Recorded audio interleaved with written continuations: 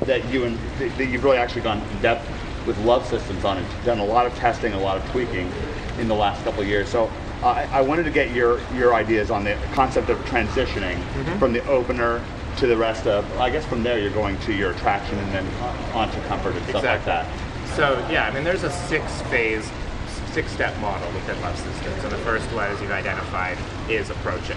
And the next one is transitioning. And this is something new that we've introduced over the past couple of years. Because to be honest, the hardest thing isn't what do you say. It's, as you pointed out, it's what do you say next. Sure. It's especially smart of me to say that because you said it first. So I guess that works out well. Now, in some cases you will need a transition, in some cases you won't.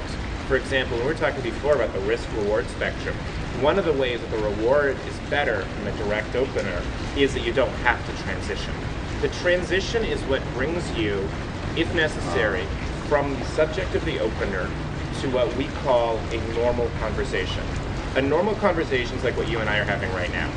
We can talk about anything we like. Sure. If I want to start talking about the Lakers, or we start talking about travel, or your family, or relationships, or whatever, it's all cool. It's a normal conversation. We can skip around subject. The conversation isn't going to end because there's a 3-second pause. Right. However, if I go up to you and you're a stranger, and I say, hey dude, what's the time? And you're like, 3 o'clock. We're not in a normal conversation. I do not yet have the social freedom to talk to you about my trip to Europe. Whereas in a direct opener, I'm like, hey, I like you. And she's, responding like, oh, cool.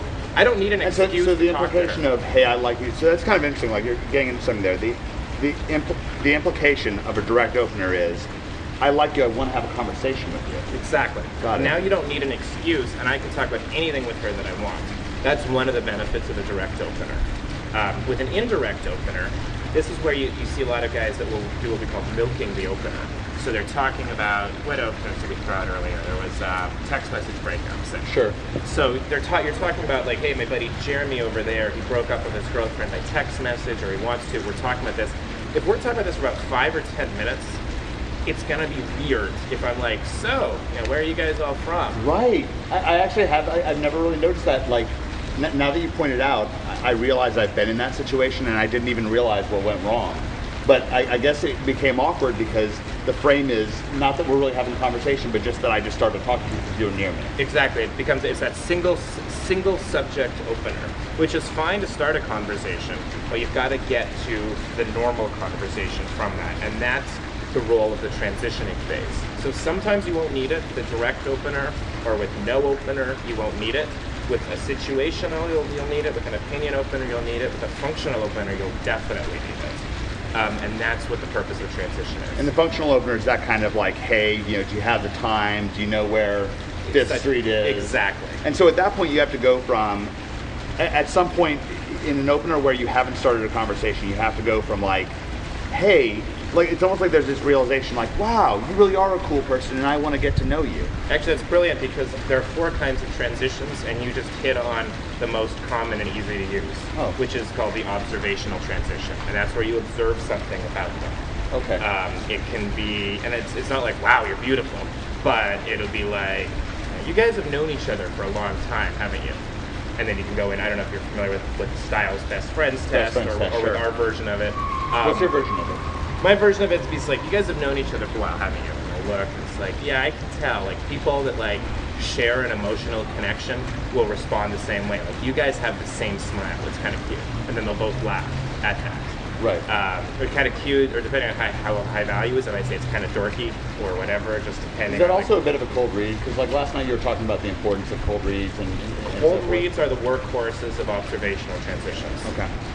That's by far what you're going to, unless there's something like, because you're kind of adding value in that case. Like one of the things we point out again and again is the importance of just bringing value to the table when it comes to pickup. Oh, you have to. I mean, if you can think of like any cocktail party you've been at, or any family gathering, or whatever, and there's the guy that just is kind of this like valueless lump. He's just there, but he's not adding any energy to the conversation. Yeah, he usually has a scowl on his face. Right. I mean, especially if you're going to approach somebody, you've got to make their night better or more interesting in some way. And you got to be thinking, what kind of value am I bringing to this interaction?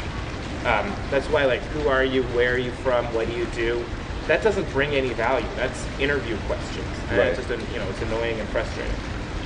Yeah, it doesn't get to like the depth of who you are as a person. No, not at all. So as we kick off, like, let's say I opened up a set and I used, like you said, the opinion opener of breaking up over text messaging. Right. And so, I opened up a 2-set.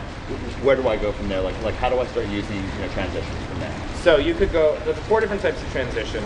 There's no transition at all, which if you've got a strong frame or you're sensing they're into you or whatever, you can just start with your attraction material, with a story, with a joke, with some kind of so that's more about awareness of where you really are in the conversation than it is any technique inside of the conversation. Exactly. And that's... So what are indicators of that you're there, that you're ready to go, keep rocking? Often it'll be that she's transitioned for you. So you're asking a question about your buddy Jeremy who broke up with his girlfriend in text message, and she transitions to something else.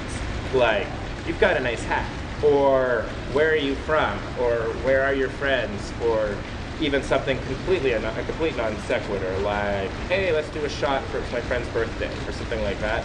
Any of those, she's transitioned for you. Yeah, that happened to me last night with the with whatever it was with the bachelorette party.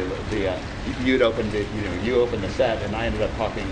You were talking to 2 of the girls, occupied 2 of them. You kind of like left the bachelorette out, so she was there for me, and I started talking to her on. I didn't even remember what, but next thing I know, she kind of jumped in with a thread of her own, and she was talking to me. Then as soon as a woman starts a new subject, you are by definition in a normal conversation. And then now it's just a matter of you just plow through until she's attracted. Got it. And then once she's attracted, move on. A lot of these steps, the only purpose of any of these phases is to get to the next phase. Right. So, just because your conversation about the opener is going well, just skip it. Get out of there as soon as you can.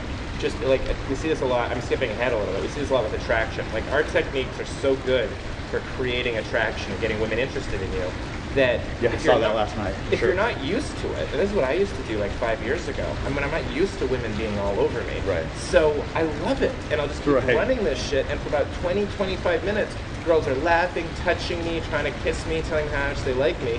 But it's stale, and it actually can fry their circuits, and it's just not. It doesn't feel good once you try to transition out of that. Right. Attraction takes about 2 to 5 minutes most of the time. So as soon as you're getting the signs of attraction, cut it, move to qualification. Right. As soon as she's qualified, cut, move to comfort. As soon as she's comfortable, cut, move to seduction. Right. There's no purpose in staying where you are. So that awareness becomes very important. For instance, what we just talked about, the no transition. Part of your game then at that point becomes recognizing that it is time to move on. Exactly. I mean, you never want to do stuff that's already done. You don't want to try to create attraction when she's already attracted to you. Right. You don't want to make her qualify when she's already done that. Because all that means is like you're not listening or you're not understanding her. Yeah, it actually sets you back. It can look, and in a couple of cases, can look really weird and like